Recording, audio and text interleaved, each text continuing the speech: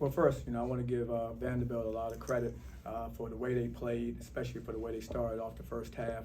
I knew they really could shoot the basketball. We had emphasized that during practice, but actually to see them in person, the way they shot, how fast some of those guys got those shots off, they're a terrific basketball team. I think they're going to have a terrific year, and I think Mark has done a really good job with his group.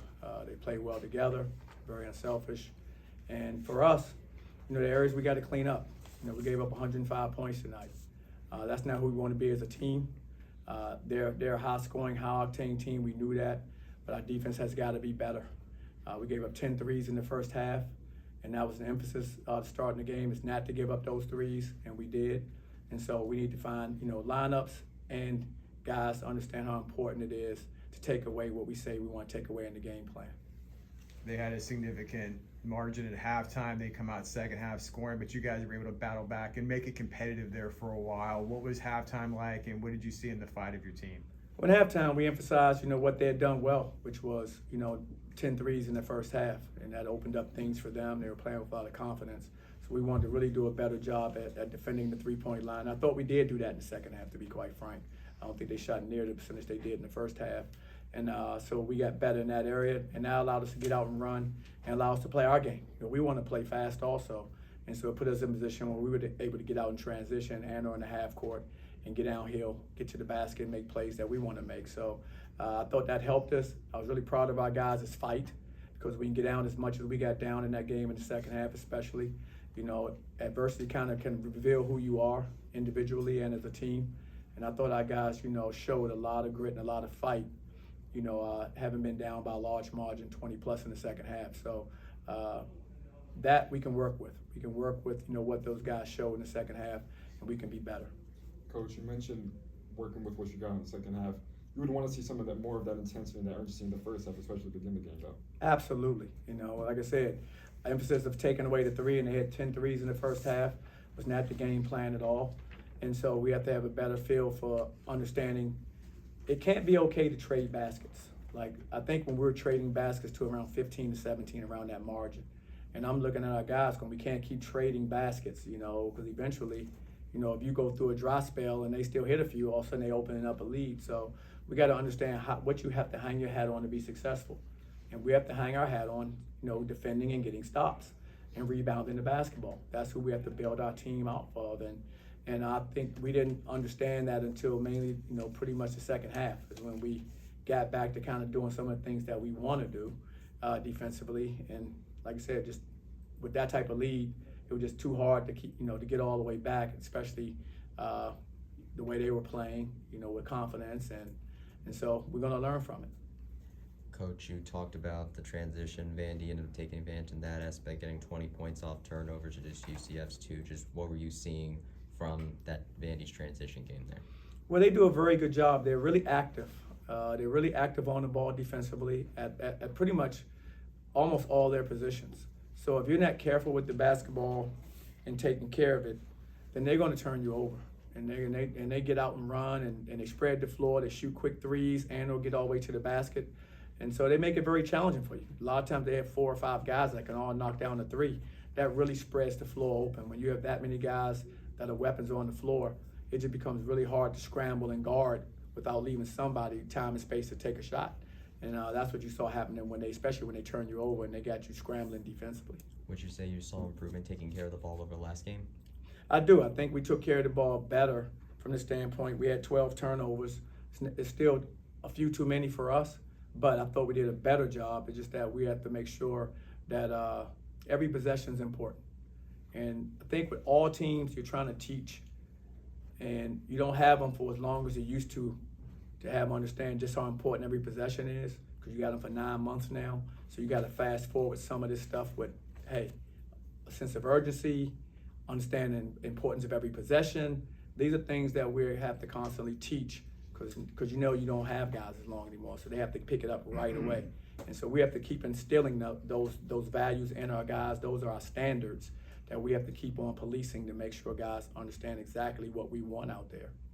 Maybe we're still making too much of it, just 2 games into the season, 4 games total with the exhibitions, but with this roster being so new, is some of this still just trying to find the formula that how to use the players that you have and still testing some things out there. Definitely. I mean, we're 2 games into the regular season. To me, every game is a championship game for me. That's just how I coach, and I want my players to play that way.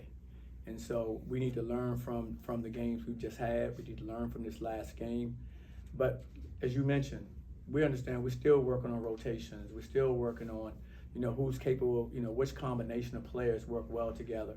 All those things have to come to us. They have a number of guys that are returning from an NCAA tournament team last year. So they have some built-in, chemistry and continuity that we're still having to work through. And we're going to get through it. Like I said, as long as we have the fight that we showed, especially in the second half, we can build off of that. It's just a function of having these guys understand how important every possession is, both offensively and defensively, and understanding, how to make connecting plays with each other out there. Because we had some very good individual, performances, but we need to turn those individual performances into overall team performances.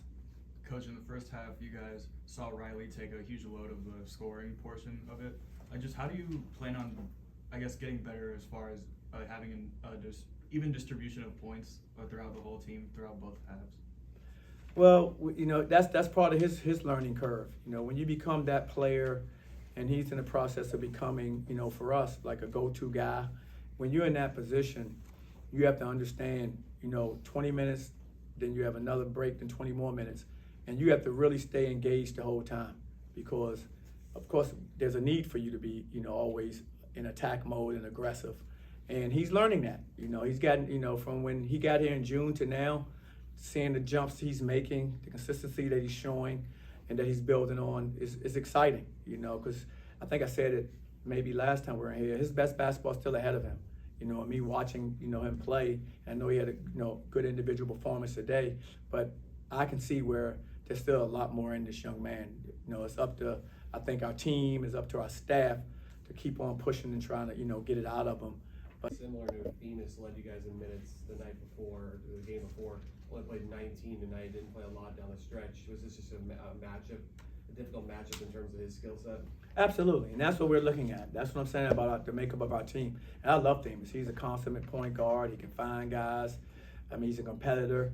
But we felt tonight, based on what was going on in the first half, we thought, changing up the lineup some. Chris got it going, playing pretty well out there. Riley also played some one for us.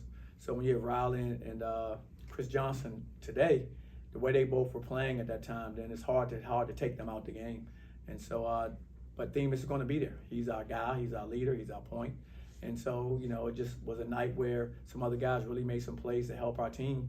And when that happens, everybody has to assume different roles and be, and be a star in whatever role that we have for you that night. And so tonight, Themis did a great job of talking to our guys on the bench, encouraging guys. And when he got his minutes, he was competitive. Time for 2 more. Where's John Bull in his development? Is it certain matchups maybe that aren't, good for him, or, he didn't play very many minutes tonight? Definitely. You hit the nail on the head. It's a game of matchups, and sometimes they have 6, 7 centers who can shoot threes, and that's not the best matchup for a player like John or any true center, because now you out there on the perimeter the whole time guarding guys behind the line. And then, you ask where he is. He's a puppy. He's not a full-grown dog yet. He's a puppy. And saying that, he still has a lot of, experience to gain, during the season. I don't think he played very much last year as a freshman. And so all these minutes that he's getting are invaluable right now for him. And he's going to cherish them, because he's going to look back at the minutes he's gotten over time and realize how much it helped him. So I'm excited for who he can become as a player. He's long, he's 7'2", but he also is just a puppy. He's still gaining these experiences. Just think, how many games has he really been in college? And so I'm excited for his upside. I think he's going to be a terrific player, and just a process for him just going through game by game.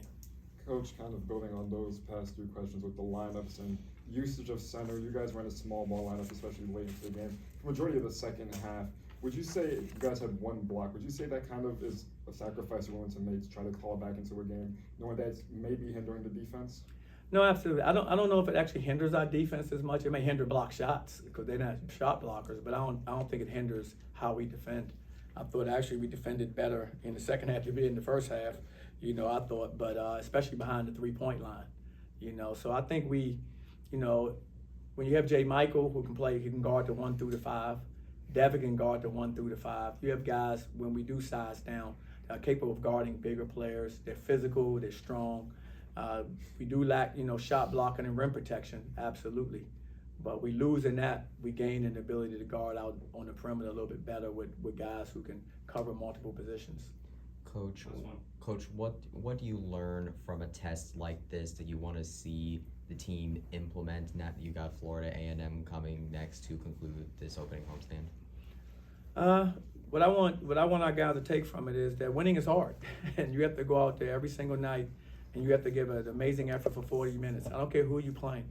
Names on jerseys never bothered me, and I never bought into, you playing this team is from this league or this name on the jersey, or you playing this other team, it doesn't have the same name cachet.